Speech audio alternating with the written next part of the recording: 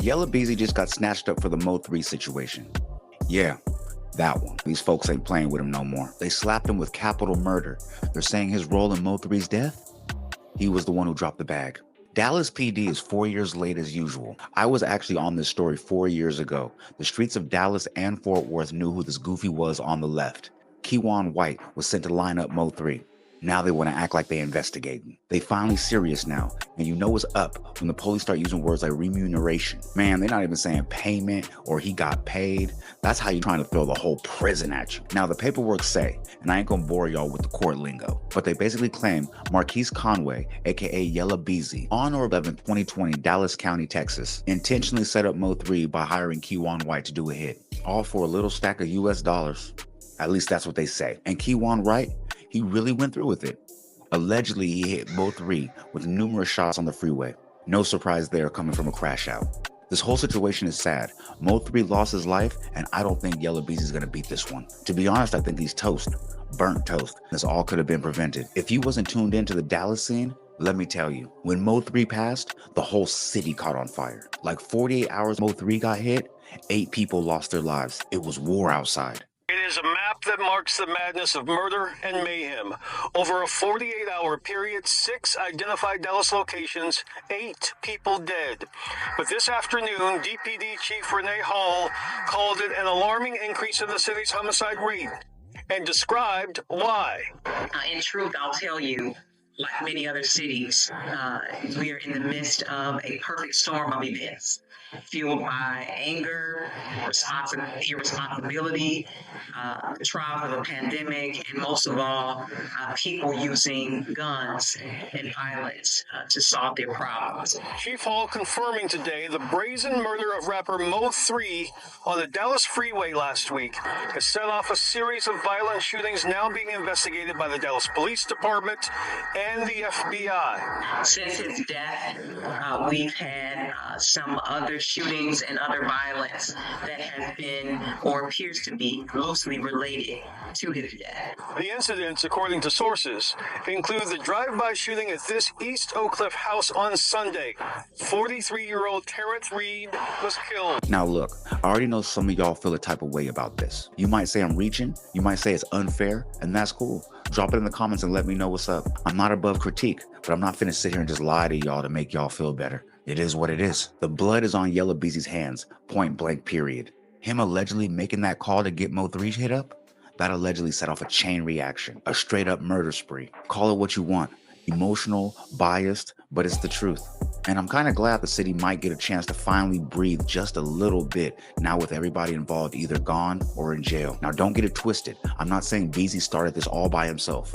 And let's be real, Mo3 wasn't innocent in all this either. He played his part, he kept the pressure on, he even stirred the pot to antagonize the situation even further. Beezy even got hit himself. Let's not forget that. They ambushed that man at 3 a.m., multiple cars, and boxed him in. They really tried to take him out. And to be honest, him making it out of that situation had to be divine intervention.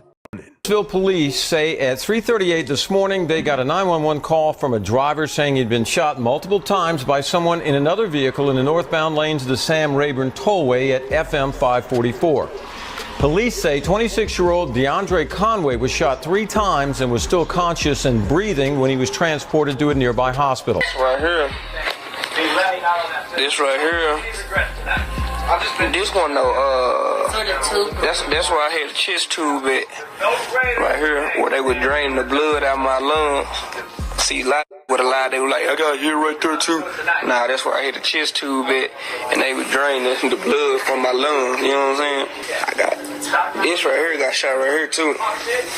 Yeah, y'all gonna see how ugly my nipple look. Yeah, everything going on Apple, going on everywhere, all music platforms, you feel me? Man, look, Yella Beezy stayed stitched lip every time the interviewers asked him any questions about what happened that night. He was like, I don't know nothing about nothing. I don't know what happened. I don't know why I'd be targeted. When asked by interviewers, he turned into Helen Keller, blind, deaf, and dumb to the whole scenario around him. But here's the thing.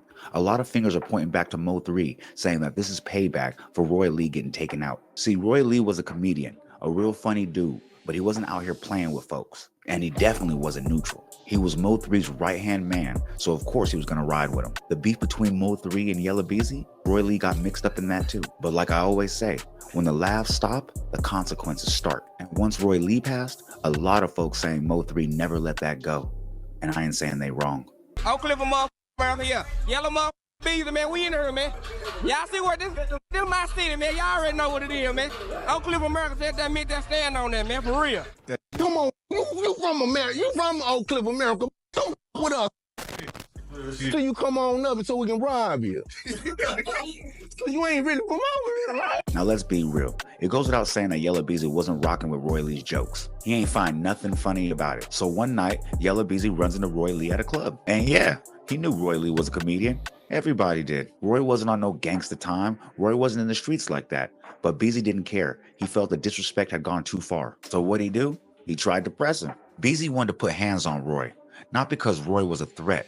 It's because Mo3 jumped in the mix and backed him. And once Mo3 stood behind Roy, it made the situation feel that much more serious. Word on the street that Mo3 wasn't online just talking. He was really outside with it. So when Beezy saw Roy, it wasn't just comedy anymore. It was about making a statement. He came out the DJ booth and tried to hit me. I seen him out the, you understand me, at the corner of my eye. I blocked him. And then me and him just me posted up a little bit. And then the guard grabbed me and one of them hit me back in my motherfucking head. So how many of them jumped you? It was like, I think two of them hit me. Well, one of them hit me back in my head, and one of them snatched my chain. Roy Lee would continue to repeat his calls for a one-on-one fight with Yella Beezy and beginning to call him a new nickname, the Pink Panther, and continuing pushing for a fight. So you waiting on a fight with who? The Pink Man, Pink Panther, whatever y'all want to call him, man. You're just trying to get him around, man, but he running and ducking and dodging. Hold on, man. Who you trying to get? Damn, you jumped straight out the gate, man. Yeah. Who you trying to get around with? Yo, Pink, the yellow belly. Yella Beezy, man. I seen him at King of Diamonds, and he tried to sneak me, and I got jumped a little bit by his partner and him, but he ain't hit me, so that's why I want to fight a one-on-one. Uh-oh. Whoa! Killed him. I mean, plus it'll be good to show the kids that we ain't gotta shoot guns and do all that. Hey, you been his career is demolished. Now, even though Roy Lee was locked in with Mo3, he wasn't trying to dive into no street mess. That just wasn't his lane. He wasn't out here trying to spin a block or drop a body just to prove a point. Even after Yella Beezy sucker punched him, yeah, caught him on a dope fiend maneuver, Roy still didn't jump straight into the drama. Instead, he tried to keep it man to man. He still wanted his respect, even though he wasn't trying to let that slide. So what'd he do? He called Yella Beezy out straight up on camera. Social media, no ducking it. And he made it real clear. No guns, old school, just a fade with the hands. They could go with gloves or bare knuckle it. Either way, just run it. That was Roy's way of handling it. Keep your pride, don't lose your life. But in this game, not everybody plays by those rules. I did an interview and I was talking about I ain't lying in the interview. You understand me? This beef ain't got nothing to do with nobody else but Yella Beezy and Roy Lee. This little boxing match ain't got nothing to do with nobody else. All these hot side. What's up with them partners back there, Yella? What's up with them dudes back there, man? What's up with them dudes back there? Them riders. Yeah, them riders back there behind you right there. I ain't talking to them, I'm talking to you. Yeah, I want the one-on-one with you. I ain't talking about them. Tell them behind you to chill, man. Tell them to chill. I ain't got number 4 people with me. I ain't calling my cousin them. I ain't calling my partner them. I know the fight ain't gonna never be able to be set up. You understand me? Because if we was in the penitentiary, them OGs would be like, y'all youngsters go back there and fight one-on-one real quick, man. Go on and get that off y'all chest. You set up the fight. And trying to call all the big dope dealers in the city, all the ballers in the city, set up the fight. Well, what's wrong with me setting up a fight and I'm the one that got hit? And everybody talking about let it go. Well, how I'm going to let it go if y'all didn't let it go at the front park when you got snuck? How I'm going to let it go when you got snuck at the club somewhere and you ain't let it go when you seen him at Walmart you was trying to fight? How I'm going to catch him one-on-one when he always deep somewhere? When he always 10 or 8 deep somewhere? And I don't be numbered by 4 deep because I'm in the Cadillac. Now it's on YouTube. Now everybody want to interview me about it. I ain't gonna bash them. I'm just mad because you snuck me and then don't want to fight again. Come on, man. That ain't nothing. I'm just talking about squared up. Or you're a rapper, you don't want to get embarrassed, or you don't want to lose, you don't want to get out there and look slouchy. Roy Lee made it crystal clear. He didn't want no guns involved. He wasn't trying to take it to the streets, and he wasn't on that crash out timing. All he wanted was a squabble, straight up. But apparently, Beezy ain't get the memo, or he just really ain't care. Cause not long after that, the diss videos, the club fight, the podcast where he went on there and kept making fun of Yella Beezy and cracking jokes. After all that, Roy Lee got hit. He was backing out of a Texaco on a regular day when somebody slid on him and let off shots. And get this, Roy Lee went to Instagram right after it happened. The man got shot and still had the presence of mind to hop online and let his fans know what happened. He was rushed to the hospital, and for the moment, he was listed in stable condition. That's what the police said anyway, but we all know stable doesn't always mean safe. Yeah, I know your leg's broke, so I know that's what I was saying. No, my ankle, the left ankle. It's out my hands. So my hands. No, I got shot braided. I was just about to go. I was just about to drive out. I said, I'm at Texaco. Oh, I thought you said shells. So I just backed in the park at the barbecue spot. So obviously they seen me at Texaco. I'm just saying, I think they was watching me at Texaco.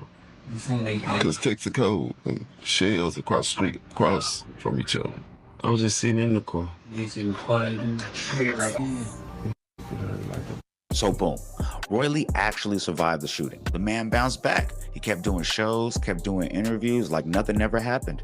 That goes to show you how resilient he was. But even though he pulled through at first, his body couldn't shake it. The shooting caused complications, internal issues, blood clots, and not too long after that, those same internal issues and complications would take his life. And technically, the bullet didn't kill him on the spot, but if it wasn't for that bullet, he wouldn't have passed in the first place. Mo3 was crushed. He even went on No Jumper and spoke on it. Like when he passed. It hurt me. Yeah. Yeah. I never put him on a shirt. I never put him on a shirt. Because it meant too much? I put him right here. Shirt. It's like he wasn't supposed to die yet. Like, you know what I'm saying? A comedian. He ain't no gangster. Him getting shot and all this, it's like, that wasn't for you. You get what I'm saying? Like, that ain't even for your whole, you get what I'm saying? Right. Shoot a comedian who tell jokes on Facebook, bro. Now, it was heavily rumored in the streets that Mo3 got his get back for Roy Lee. And folks been saying it was when he got ambushed that night at 3 a.m. That was no coincidence. That was retaliation. At least that's how the streets are telling it. But Beezy? He went on the Breakfast Club, calm, composed, and said all the internet rumors and street stuff was all cap. Now, whether that's him keeping it gangster or sticking to the street code, or maybe just trying to throw folks off and keep Mo3's name out the mix, we don't really know. But Beezy stood on it. He said Roy Lee wasn't even one of them dudes. Ain't no way I got hit because of that. Basically saying that Roy Lee wasn't in the streets enough for anybody to slide behind his passing. But to be honest, I think that Yella Beezy underestimated the love that Mo3 had for Roy Lee. Because sometimes it don't matter who you were in the streets, sometimes it matters what you meant to somebody in the streets. And Mo3, he took that loss personal. That was rumors it was retaliation for somebody that got killed. Yeah, man, that, like, I ain't never spoke on dude in interview. I ain't gonna speak on them, but like, he wasn't even no threat to do no stuff like that. You know what I'm saying? Like, and from here, he would open up and make it clear that they were referring to Roy Lee, with Yella Beezy bringing up Roy Lee's offer to fight, saying that he would have fought him if he saw him, but denying having anything to do with his death. The whole time you screaming out fighting. That's what we wanted to do. So when I seen that's what we gonna do, we had already had a conversation where we did that. I did that. Like you not no threat. Like, rest in peace of him. Like, I don't wish no death on nobody. You know what I'm saying? Like, they ain't had nothing to do with me. If you were tapped into Mo3's socials back then, you would notice after Beezy got shot, Mo3 was looking real content. He wasn't saying it directly, but the vibe was, balance has been restored. Now, we never seen Mo3's name get tied to this, legally or officially. Ain't no paperwork saying he had anything to do with that ambush. But if you just watching how he moved afterwards, he was moving like the score was settled. And get this, Mo3 even was starting to say, we could just fight and end this. No more back and forth, no more drama. He was down to squabble, get it out the way, and call it good. He was on the celebrity boxing tips. We both got names. Let's just do this the right way and be done with it. For a second, it really looked like peace might have been possible. Celebrity boxing, man, you understand me? Three person, what's my call it? T Diddy, knock T Diddy out the first round. You get what I'm saying? Boom, boom, boom, he got nuts. You know what I'm saying? And then what's my call it? Just the icing on the cake. You know what I'm saying? That's really what they want to see. They don't want to see T Diddy. You get what I'm saying? I went fast. You get what I'm saying? Like, the T Diddy, the backup down, so we're going to go get him out first. You know, come out, do his dance around the ring, woo, scoop him up. He out of there. He had been squashed that down. It could have been squashed. watch probably. You get what I'm saying? When the promoter said, hey, do you think you can be on the same show as whatchamacallit? Duh. What is you talking about? I do 1,000 shows. Ain't no man gonna stop me from not getting on no stage. But according to Yella Beezy, by the time Mo3 had already started talking about squashing it, it had gone too far. Too many shots fired, too many lines crossed, and somebody's already passed. At that point, Beezy wasn't trying to fight it out. He wanted blood. And to be honest, I think he got it. Not long after that, Mo3 was shot and unlocked on the highway, ambushed, eerily similar to the ambush of Yella Beezy. Now, I don't know the streets of Dallas or their highway, so bear with. But Mo3 was driving up northbound I-35 East, and he peeped a car tailing him. You can actually see the footage from that moment. Mo3 started swerving lanes, trying to lose whoever was behind him. He taps the brakes, pulls over, and jumps out, headed for the passenger side to get his gun, but the op already moving. One dude hops out the follow car and takes off after him. Straight foot chase. It turns into a race against time. Mo3 clearly realized he ain't got the seconds he needs to get that tool, so he books it on foot. But it's too late. Dude walks him down and it ends right there. That shooter? Keywan White. The same dude we know is tied to the whole situation. A dumb crash out. Somebody trying to get fame off the legacy of somebody else. And what made it worse? After Keywan got arrested for the unaliving of Mo3, his first concerns wasn't freedom, bail, remorse, or even trying to get a lawyer. No, he just wanted to know how famous he was now.